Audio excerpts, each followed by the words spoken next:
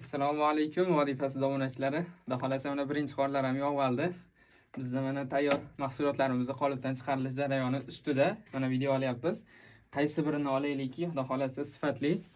Sababi barcha sabablarini qilgan holatda inshaalloh sifatli ushlagan holatda ishlab ko'ramiz. Dug' svet oq qora mramorniy fasadniy plitkamiz. O'ta ham ideal holatda. Ustalarimiz hozirgina mana qor bo'lishiga qaramasdan chustdagi obyektimizda ish olib borishyapti. Bizning ishimiz nafaqat sezonsiz, balki montaji ham sezonsiz. Bu mahsulot devor tanlamaydi. Qanaqangi devor bo'lishidan qat'iy nazar montaj qilsa bo'ladi. 20 yil sho'r bosmasligiga kafolati bor. Akalar, agar sizlarga fasadlaring nima qilsamligini o'ylanib turgan bo'lsalaringiz, pastki raqamga aloqaga chiqsalaringiz, xudo xolasa biz sizlarga xom chot qilib beramiz.